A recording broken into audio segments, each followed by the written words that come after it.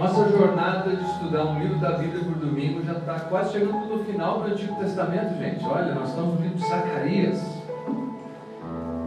E nessa manhã eu queria conversar com vocês a respeito de alguns pontos interessantes. Já vou dizer algo que meu professor disse idos anos: nunca faça no início de uma mensagem pedir desculpas. Mas eu vou começar ofendendo o meu professor, vou pedir desculpas, porque eu não vou conseguir cobrir o livro de Zacarias na sua totalidade.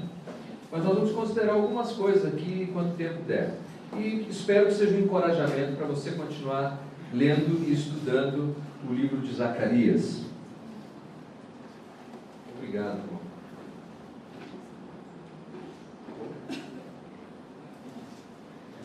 Perfeito. Agora vai me ajudar a enxergar melhor. Isso, excelente. Tá bom. Essa luz está queimada ou está apagada? Então tá bom, irmão. Não tem problema. Não, tá bom. Obrigado. Queria começar conversando com vocês sobre o seguinte: nós não temos grande dificuldade em nos arrependermos pelas coisas erradas que fazemos. Veja, não temos grandes dificuldades, porque às vezes até isso a gente tem dificuldade. Mas a regra geral da vida é que se a gente fez uma coisa errada, uma coisa não foi boa, a gente se arrepende, não é? Você comprou um carro, o carro era ruim, você se arrepende. Você queria muito um trabalho, entrou naquele trabalho, o trabalho era ruim, você se arrepende. Então essa é mais ou menos a regra da vida. O meu sogro, Reverendo Willis, ele era um evangelista antes de vir para o Brasil como missionário. Ele viajava de cidade em cidade, estado em estado, anunciando uma mensagem muito simples que quase não se ouve mais. Crê em Jesus, você vai ser salvo e você vai ter o perdão dos seus pecados. Mensagem simples, a gente quase não ouve mais. Continua sendo a mesma mensagem. Crê, simplesmente, salvação, crê em Jesus para ter salvação. Aliás, para receber essa oferta divina de salvação. E numa ocasião em que ele estava fazendo isso, um jovem se converteu. O nome dele, Al Johnson. E esse jovem se tornou um bom amigo, mas esse jovem recebeu uma convicção tão poderosa, uma conversão, um arrependimento tão profundo, que ele fez a seguinte confissão: quando tinha 18 anos de idade, tinha participado de um assalto a um banco. E no dia seguinte ele foi se entregar à polícia. Ele não foi preso, e eu não conheço muito o sistema judicial norte-americano, porque o crime tinha prescrevido por alguma razão. E ele não foi preso. Mesmo assim, ele pegou toda a parte de recursos financeiros que lhe coubera por ocasião do assalto e devolveu tudo para o banco. Arrependimento profundo. A história, eu tive a alegria de conhecer, vivo ainda esse irmão, a história dele foi de um arrependimento, de uma radicalidade tão grande que até hoje você encontra citações em livros evangelísticos sobre esse irmão. Hoje, nosso jeito de falar de arrependimento é mais naval. Você assim, não, como é que é o teu problema? Você bate na mulher todo dia, fica tranquilo. Se você começar a bater uma vez por semana, já está bom. Como é que é teu negócio? Cocaína todo dia, relaxa, uma vez por semana está bom. Você trai a tua mulher todo dia? Não, mas trai uma vez por mês, está bom. Mas não poucas vezes, quando a gente fala de arrependimento e conversão nas Escrituras, tem uma dose de radicalidade, sim. De uma mudança radical. Não estou dizendo que não existem mudanças graduais, obviamente. Eu quero dizer que quando a gente cai em si, quando a gente é tocado por Deus, pelo Espírito de Deus, de que algo está errado, a gente se arrepende. E arrependimento não é apenas um sentimento de eu estou desconfortável com isso. Arrependimento é mudar o que se estava fazendo, é mudar o comportamento, é mudar o jeito de agir, mudar o jeito de falar. Eu, durante muitos anos, tinha um problema sério de horário. Eu chegava atrasado em todos os cultos. Na época eu pastoreava a igreja bíblica de Vila Rubens, e todo dia que eu chegava lá atrasado eu tinha uma justificativa. Vocês sabem do que eu estou falando. Eu sempre tinha uma história, uma justificativa. Mas uma manhã que eu já estava indo atrasado, eu fui muito incomodado interiormente que aquilo não estava certo, já ia contar uma outra história. E aquele dia eu falei, irmãos, eu quero pedir perdão para vocês. Estou chegando atrasado porque eu não estou fazendo desse momento uma prioridade. Me perdoem. E eu só converso fiado, você vai querer estar atrasado de novo. Mas graças a Deus, aquilo passou a fazer parte da minha vida. Me arrependi mesmo. Eu achei que estava tratando os irmãos com desrespeito, que eles não mereciam ser tratados. E hoje eu tenho, o pessoal brinca que eu tenho toque com o negócio de horário. Mas é porque foi uma mudança muito profunda. Até eu estava fazendo uma classe de batismo um dia e os adolescentes chegam sempre atrasados. E um de adolescentes falou, olha, vocês estão chegando atrasados, isso não está certo. Eu fui arrogante. Disse assim, semana que vem eu vou estar aqui no horário. Nem que haja um tufão na estrada, eu vou estar aqui no horário. Foi arrogante, não foi? Não é verdade. Vou estar aqui no horário. Quem vai estar no horário? Não, eu vou estar no horário, mas não vou estar no horário.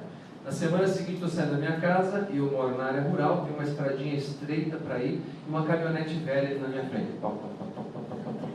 Parou. Porque aquela caminhonete não ia, eu olhando no relógio, a caminhonete não ia, olhando no relógio. Todos os adolescentes chegaram no horário, menos eu.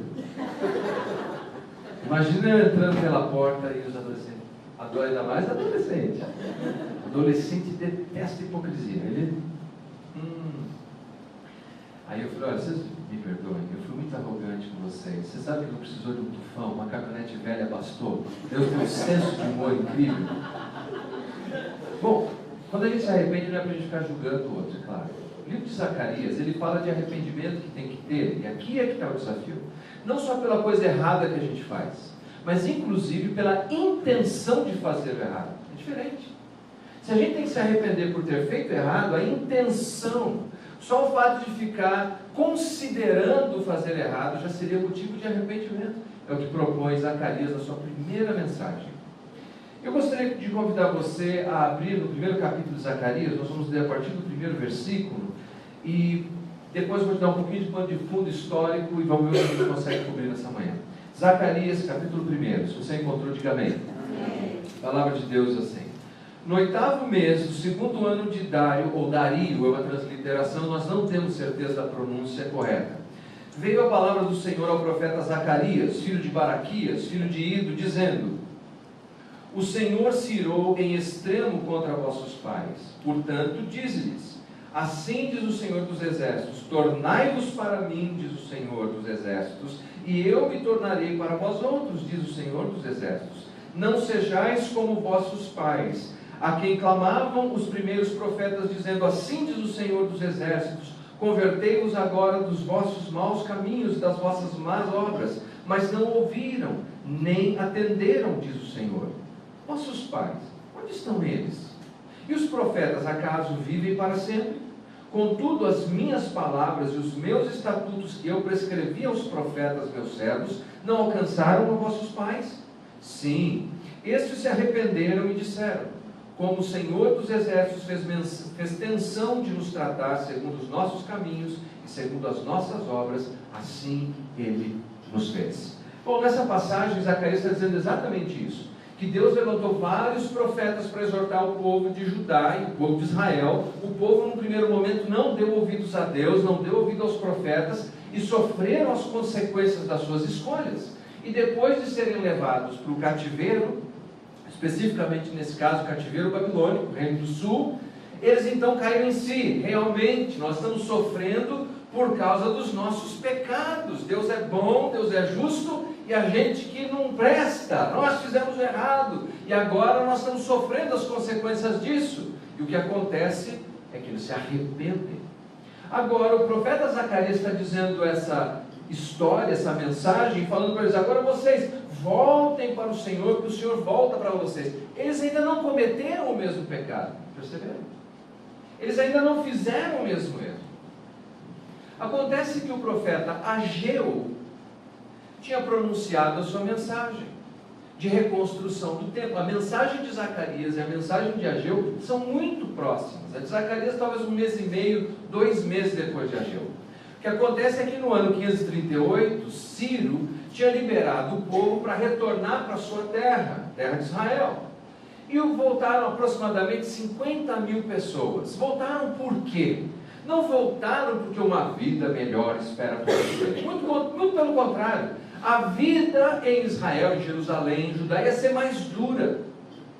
ia ser mais difícil. Na Babilônia a coisa estava boa, os judeus estavam integrados, eles tinham uma vida de negócios, eles eram políticos, eles tinham influência, tinham afluência, tinham dinheiro, eles estavam estabilizados. Por que voltar para aquele lugar esquecido? Por uma razão importante: para reconstruir a sua identidade espiritual.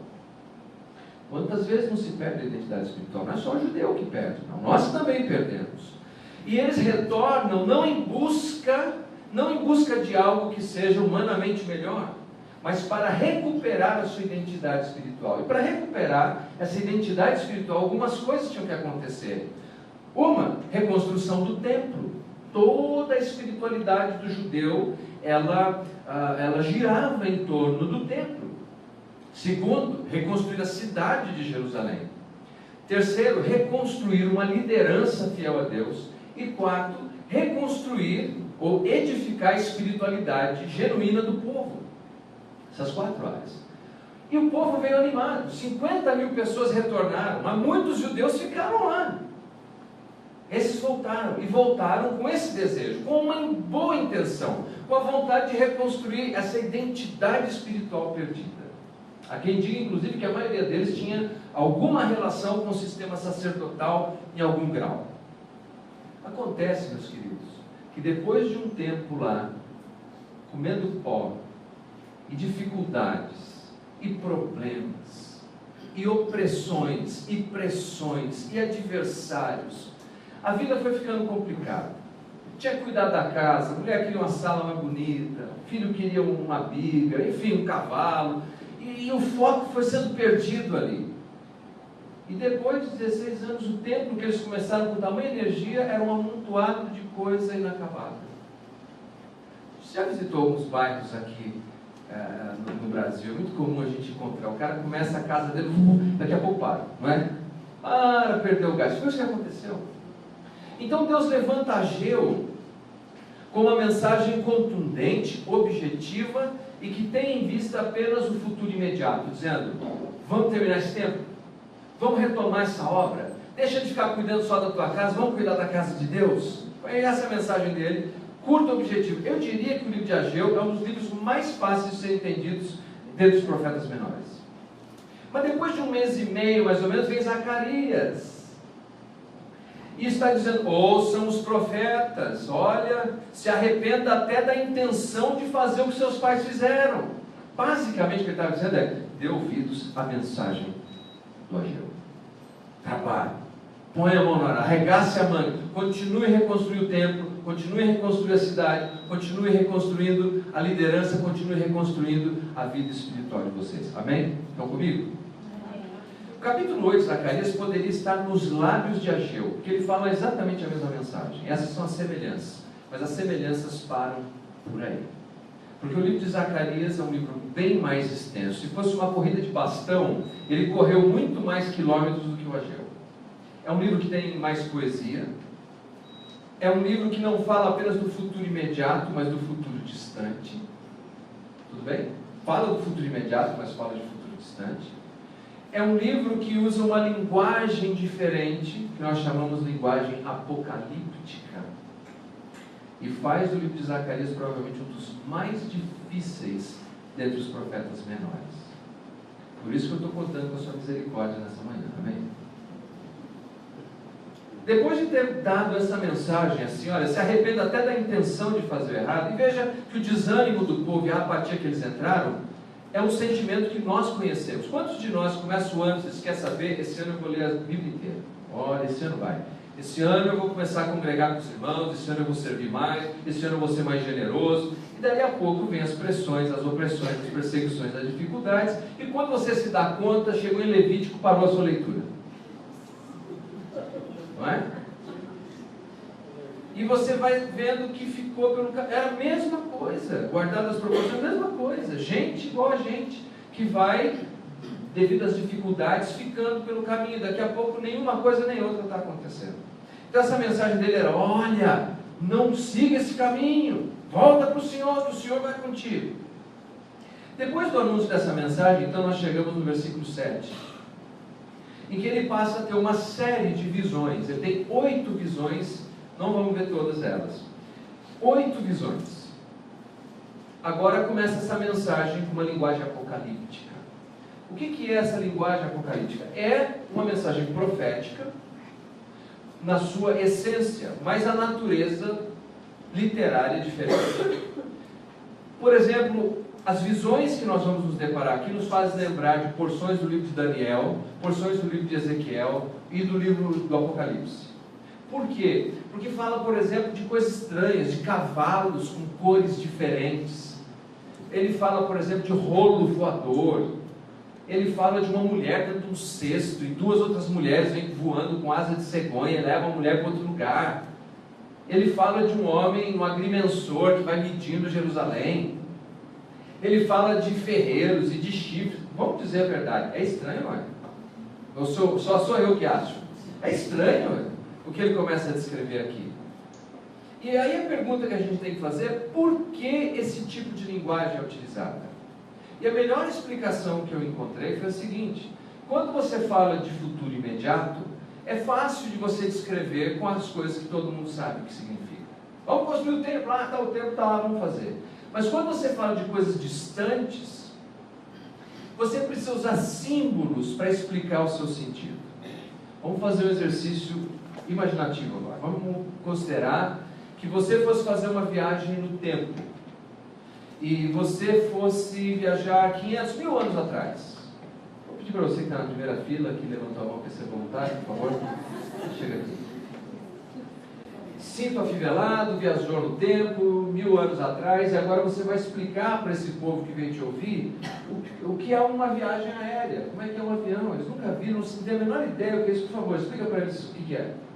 Viajei, avião.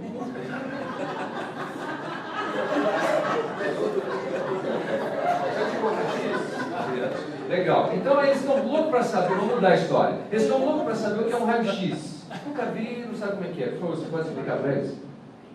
Você deita naquela máquina. Não, máquina não existe máquina. Vamos lá. Pode ser. Então, tem máquina como você. Aí é que está o ponto. Então vamos fazer outra coisa. Explica para eles, deixa eu ver aqui, uma lâmpada elétrica. Você tem uma lâmpada elétrica? Eles não sabem o que é, nunca viram eletricidade, não tem lâmpada elétrica, como é que você explicaria para eles? É um objeto que emite luz. Já está ficando melhor o negócio. Já está melhor. Um objeto, como assim? Como é que é esse objeto? Como se fosse, por exemplo, Deus descendo, resplandecendo aquela luz. Essa luz resplandece, podia ser a lâmpada. Seria alguma coisa assim, tipo, como que uma estrela? Mais ou menos, mais forte um pouquinho. Mais forte? É maior que uma estrela? Não, menor. Esse profeta aqui é enrolado, irmão. Vamos agradecer. Obrigado, viu? Mas pessoal, como seria difícil a gente explicar uma coisa que não se tem referência. E muitas visões apocalípticas são assim. Então ele vai usar as coisas que as pessoas conheciam. Lá em Mogi eu fiz esse teste com um menino, viu? Fica tranquilo, não pus só você nessa fogueira, não. E ele foi explicar o tablet. Aí ele falou, não, é como um vidro. Eu falei, pera, não tinha vidro. Ele falou, então é como um pau que brilha e que você aperta e sai imagens. Tá bom. Veja como é difícil a gente ter uma referência daquilo que é distante. Por isso a linguagem apocalíptica usa símbolos. E a primeira visão, vamos em frente, porque o horário está super apertado. No 24º dia do mês 10º, que é o mês de Sebate, no 2º ano de Dario, veio a palavra do Senhor ao profeta Zacarias, filho de Baraquias, filho de Ido. Tive de noite uma visão. Importante, ele está fazendo uma distinção entre sonho e visão. Tive de noite, não sonho, ele não está dormindo, ele está consciente, ele tem uma visão. E eis um homem montado num cavalo vermelho, estava parado entre as murteiras que havia num vale profundo. Atrás dele se achavam cavalos vermelhos, baios e brancos. Bom, para a gente resumir, ele tem uma visão de um cavaleiro, cavalo vermelho, outros cavaleiros. Basicamente, o cavalo vermelho descreve aqui guerra, sangue, batalha. Israel sabia, os judeus sabiam exatamente o que isso significava. Bom, há um anjo aqui sempre interpretando a mensagem para ele. E o que nós encontramos significativo aqui, veja o versículo 16. Diz assim: portanto, assim diz o Senhor: voltei-me para Jerusalém com misericórdia. A minha casa nela será edificada, diz o Senhor dos Exércitos. O cordel será estendido. Ele está falando das coisas que aconteceriam ainda ali. Agora veja o versículo 11, por favor. Eles responderam ao anjo do Senhor que estava entre as murteiras e disseram: nós já percorremos a terra, e eis que toda a terra está agora como? Houve guerra. Vocês são fruto de tantas guerras, mas agora o que está acontecendo tem paz, tem tranquilidade. Por isso a minha casa vai ser construída, por isso minha cidade vai ser reconstruída, porque há paz. A mensagem aqui era muito simples. Era que o povo judeu deveria aproveitar essa janela de oportunidade de paz para continuar edificando e buscando o Senhor. Porque a maioria de nós prefere buscar a Deus em tempo de guerra, em tempo de dificuldade, quando a coisa está ruim. Vou dar um exemplo. O pessoal veio aqui falando do evento de casais. Olha, vamos lá participar dos casais. Normalmente, quando eu convido alguém para participar de evento de casais ou congresso de família, ele fala: minha família está bem, eu não preciso ir. É o contrário. É quando a família está bem, quando o casamento está bom, que tem que ir. Porque é quando você está fortalecendo a sua vida espiritual e edificando a sua vida espiritual. Porque quando está ruim, você não sabe se vai conseguir levar, você não sabe se vai conseguir ir. Quer ver outra coisa? Dinheiro. Se eu falo de custo de finanças, a pessoa está bem financeiramente, eu não preciso disso, eu estou bem financeiramente. Não, é quando você está bem financeiramente, que você deveria ir até lá e tirar proveito do aprendizado de como é que você dá gestão aos recursos que você tem. Porque depois você não sabe que buraco você vai se meter e como é que você sai de lá. Faz sentido? Deus estava dizendo: vocês estão vivendo um momento de paz. Aproveitem esse momento de paz para reconstruir o templo, para reconstruir Jerusalém, para reconstruir a liderança, para reconstruir a vida espiritual de vocês. Então, se você está aqui nessa manhã, está vivendo um momento de paz, lembre-se que esse lado da eternidade é um lado de aflição, de problemas, de lutas, de tribulação. Se está vivendo paz, não é simplesmente para você ficar sentado e descansando num colchão de flores. É para você continuar edificando a sua vida espiritual. Para estar pronto, para quando finalmente voltar a batalha. Aliás, no caso dos judeus, a batalha voltou. Depois de pouco tempo, os gregos se levantaram. E depois os romanos levantaram. E eles foram novamente subjugados. Nós nunca sabemos o que virá amanhã. Mas se estamos vivendo algum momento de paz, igreja, a igreja hoje no Brasil tem total liberdade de se reunir, de orar, de buscar Deus, de ler a Bíblia, de comprar a Bíblia. As pessoas me escrevem, perguntam: que tipo de Bíblia eu tenho que ter, qual que eu posso ter? Será sempre assim? Será que sempre teremos essa liberdade? Não sabemos. Em muitos países era assim num dia, no dia seguinte não era mais. Então, enquanto temos essa liberdade, aproveitemos essa liberdade. Próxima visão. A segunda visão traz a mesma mensagem. A partir do versículo 18: levantei os olhos e vi, eis que 4 chifres. Perguntei ao anjo que falava comigo: o que é isso? E ele me respondeu: são os chifres que dispersaram a Judá, Israel e Jerusalém. Uma pausa. Os chifres na Bíblia representam poder, força, autoridade. E nesse caso em particular, as nações que oprimiram a Israel, a Judá. E Deus estava dizendo, a sequência da visão é que aparecem ferreiros que vão arrancar os chifres desses animais. A ideia era a seguinte: que aqueles que tinham grande poder e força contra Israel e Judá tinham perdido a sua força, mas uma vez paz, eles deveriam aproveitar aquele momento de paz para edificarem a sua vida espiritual e edificarem Jerusalém.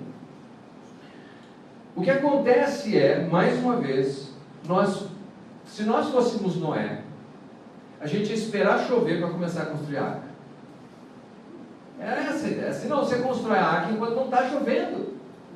Você se prepara enquanto a coisa está tranquila. Porque depois que começa a desmoronar tudo, você não sabe se vai dar conta de terminar a obra. E aqui o que estava dizendo é: olha, aproveite que essas nações estão sob controle. Aproveite que os chifres foram arrancados e deem sequência nessa reconstrução da identidade espiritual de vocês. Então, você está bem no seu casamento? Continue fortalecendo. Você está bem financeiramente? Continue trabalhando com sabedoria. Você está engajado nas coisas? Continue intensamente. Você não sabe até quando isso vai estar disponível. Amém? Vamos em frente, a terceira visão. Estou me sentindo igual o Osmar Santos aqui, né? Uma coisa que falava rápido. Você aguenta mais um pouquinho? Eu sei que o nosso horário já foi. Dá mais um pouquinho? Terceira visão é a visão de um agrimensor. Uma visão linda aqui. Veja só, capítulo 2, versículo 1. Tornei a levantar os olhos e vi, e eis um homem que tinha na mão um cordel de medir. Então perguntei, para onde vais tu? Ele me respondeu, medir Jerusalém, para ver qual a sua largura e qual o seu comprimento. Bom, a descrição desse texto é que esse agrimensor vai medir Jerusalém. E ele começa a dizer que vai vir tanta gente, num determinado momento, e aqui a dificuldade de Zacarias, você tem que ter muito cuidado para saber se ele está falando imediato ou é futuro, é já ou é depois.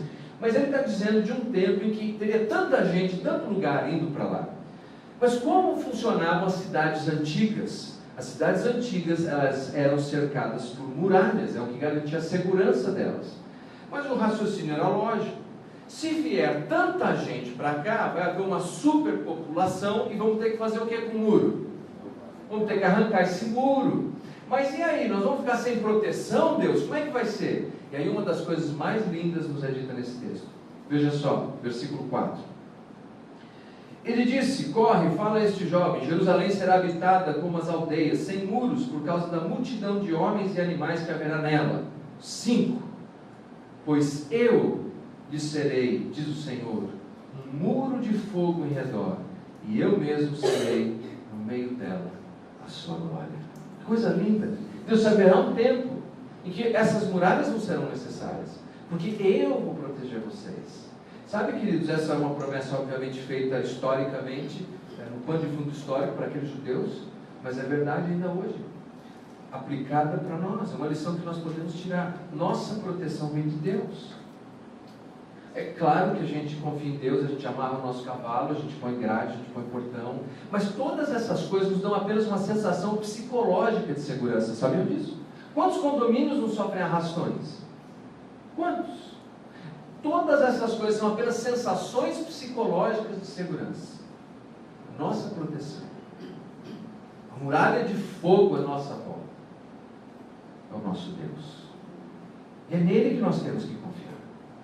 E se Ele permitir algum infortúnio, é nele que continuamos confiando. Vamos em frente. Nós estamos na terceira visão? Agora vamos para a quarta visão e eu vou encerrar com essa. Pelo menos conversamos 50% das visões de alguma coisa, né? Capítulo 3, versículo 1. Deus me mostrou o sumo sacerdote Josué, o qual estava diante do anjo do Senhor. E Satanás estava à mão direita dele para se lhe opor. Olha que cena é essa. Quando eles voltaram, tem uma transição muito curiosa acontecendo aqui.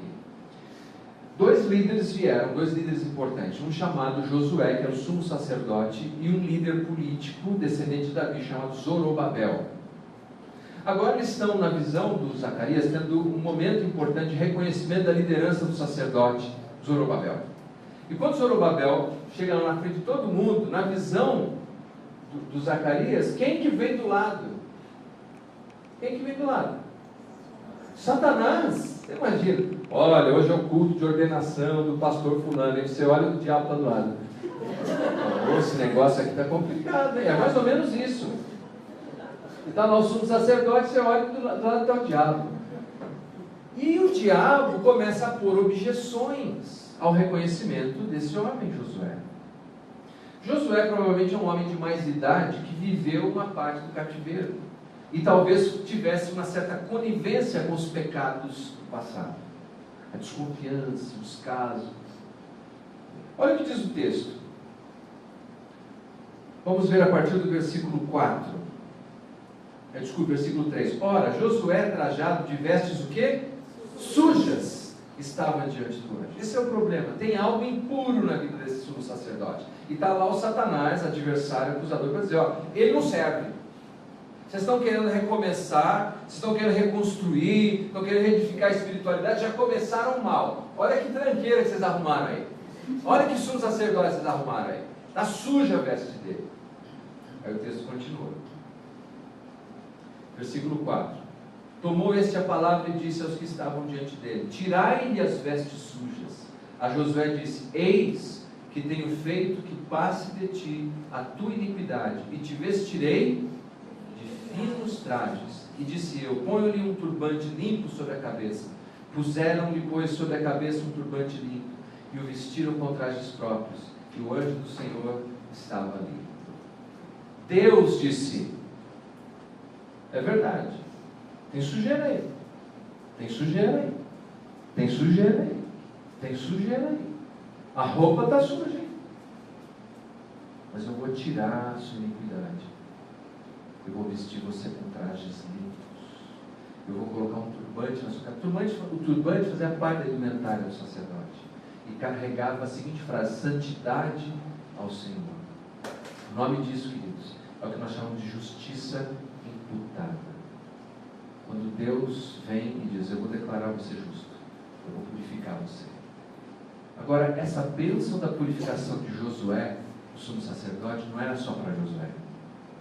Ela fala da bênção que Deus ofereceria a mim e a você, de que eu e você temos perdão, remissão dos pecados, e Deus nos põe uma veste limpa.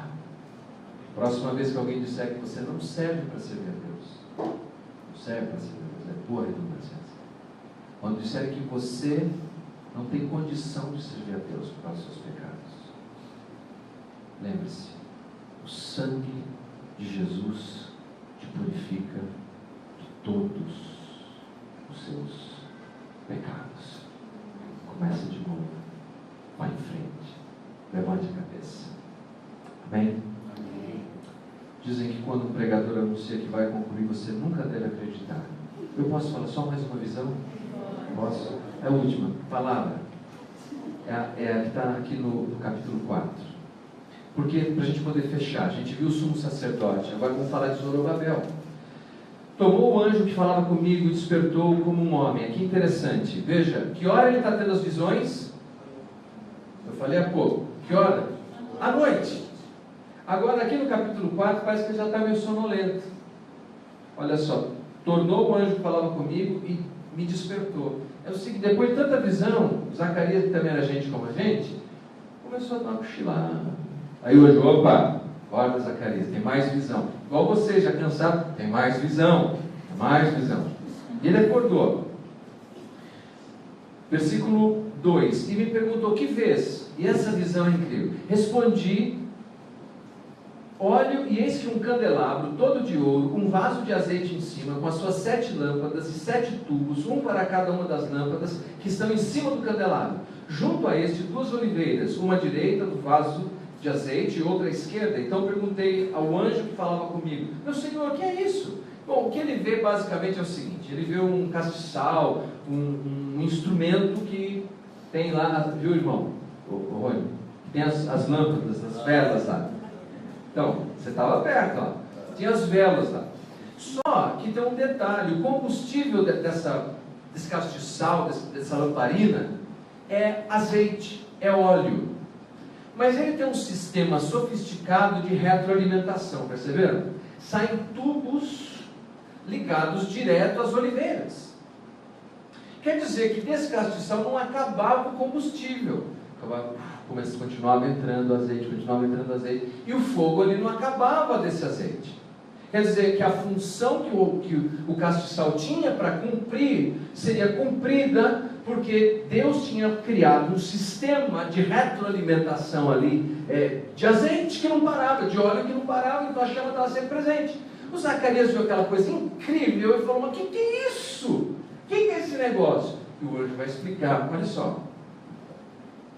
Respondeu-me o anjo, nós estamos no versículo 5, que falava comigo: não sabes tu o que é isso? Esse anjo tem senso de humor. Respondi: não, meu senhor. Prosseguiu ele e me disse: esta é a palavra do Senhor a Zorobabel. Olha como continua: não por força, nem por poder, mas pelo meu espírito, diz o Senhor dos exércitos. A grande tentação para um líder, especialmente um líder político, é acreditar em força e violência. Essa é a grande tentação, para conseguir levar a termo o que ele tem que fazer. Um é a articulação política, negociação. O outro é a força: vamos pôr o exército na rua. E Deus assim, você viu essa visão da lamparina que funcionava bem por causa do azeite? O azeite é símbolo do Espírito de Deus. Ele diz assim, fala para o Zorobabel que a coisa vai acontecer, não por causa da capacidade de articulação política dele, que a coisa vai acontecer, não porque ele vai pôr o exército na rua, a coisa vai acontecer não por força, não por violência, mas pelo meu Espírito. Coisa linda! E ele dá um exemplo de como é que isso ia acontecer. Veja o versículo 7. Quem és tu, ó grande monte? Dificuldades, problemas. Quem és tu, ó grande monte? Diante de Zorobabel. Veja só. Diante de Zorobabel serás uma campina, porque ele colocará a pedra de remate em meio a aclamações. Haja graça e graça para ela. Ele diz assim, avisa o Zorobabel, não é por força nem por violência, e avisa o Zorobabel que as grandes dificuldades, as grandes montanhas diante dele serão como uma campina, como uma planície, por causa do meu Espírito na vida dele. Avisa o Zorobabel que a pedra de arremate era uma pedra grande, que era colocada no pináculo do templo, lá em cima. Depois de tudo construído, colocariam aquela pedra lá em cima.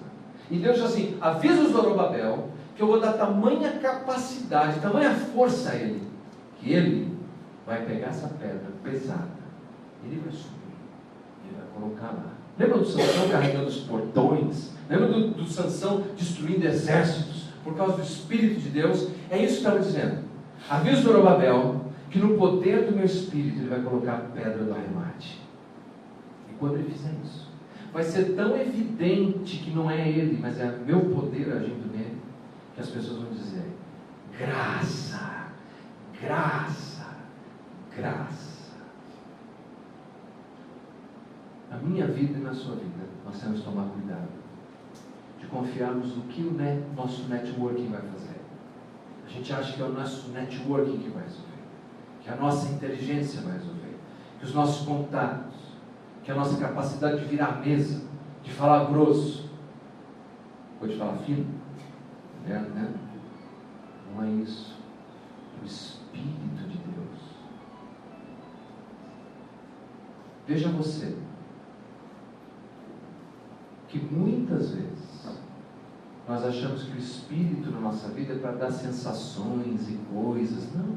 O Espírito de Deus é para nos capacitar a fazer coisas extraordinárias que não conseguiríamos fazer sem a ação dele em nós. Essa é a promessa. Vimos a promessa para Josué, purificação. Vimos a promessa para Zorobabel, capacitação. Não são promessas só para eles. São promessas para mim e para você. Você crê nisso? A história do povo de Israel pode ser dividida em períodos de 500 anos. O primeiro período é o chamado período patriarcal. Os patriarcas, os pais da família, dirigiam os clãs. O segundo período foi um período em que os profetas estavam dirigindo a nação. E depois tivemos os reis dirigindo a nação. E quando chegamos agora em Zacarias, são os sacerdotes que vão dirigir a nação. É até interessante porque o Josué, o sacerdote, vai ser uma coroa. É uma transição que está acontecendo. Mas todos esses líderes, todos eles falharam. Todos eles foram incapazes de levar o povo onde o povo precisava chegar. O Novo Testamento nos apresenta um único líder, único, capaz de levar Israel onde precisa chegar, capaz de nos levar onde precisamos chegar. É aquele que é pai, é aquele que é sumo sacerdote da linhagem de Melquisedeque, é aquele que é rei, descendente de Davi, é aquele que é profeta, porque tendo Deus outrora falado pelos pais de muitas maneiras, hoje nos fala pelo Filho, Jesus, meus queridos. Esse é o único que é a resposta para os judeus, é a resposta para nós, é a resposta para todas as nações. E hoje talvez nós precisemos pensar nisso, que é a hora da gente voltar e abraçar e continuar nesse processo de edificação. A gente não tem um muro para reconstruir, mas a gente tem vida espiritual para reedificar sempre. Eu li recentemente que em Amsterdã um homem entrou num museu e apanhou uma obra de Rembrandt, chamada Vigília, seria a tradução, e com uma faca ele tentou destruir aquilo. Vocês acham que jogaram fora aquele quadro? Não. Apanharam o quadro, contrataram os melhores profissionais para restaurar o quadro. Na década de 70, também outro maluco entrou na Catedral de São Pedro, e a obra chamada Pietà, ele tentou destruir a marretadas. Vocês acham que jogaram fora a obra Pietà de Michelangelo? Contrataram os melhores profissionais para restaurar. Você acha que Deus, é o que Deus estava dizendo para Israel? Você acha que eu esqueci de vocês? Não. Eu vou restaurar. Mas nessa manhã Deus está olhando para você. Deus está olhando para vocês. Você acha que eu esqueci de você? Eu não esqueci deles. Eu não esqueci de você. Eu vou te restaurar. Não vou descartar você. Vou restaurar você. Eu acho isso. Eu queria deixar você pensando nisso nessa semana.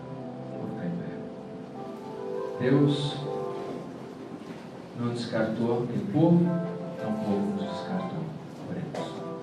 Pai Santo, Pai querido, muito obrigado por essa manhã, pelos meus irmãos e irmãs, pelo ministério de Zacarias, pela sua palavra. Obrigado, Senhor, pelas coisas que conseguimos meditar nessa manhã. Nos dá graça, Pai. Nos dá a graça de continuarmos confiando em Ti. Nos dá a graça de crermos nessa restauração que o Senhor fará em nossas vidas. Tome em suas mãos o seu povo. Tua bênção esteja sobre eles. Tua graça, Teu poder.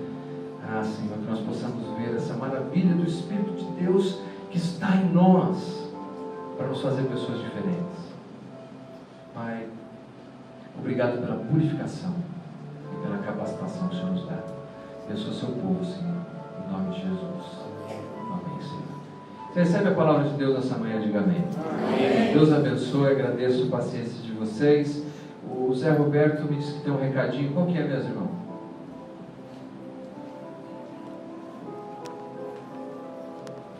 Bom dia. O Jefferson, nosso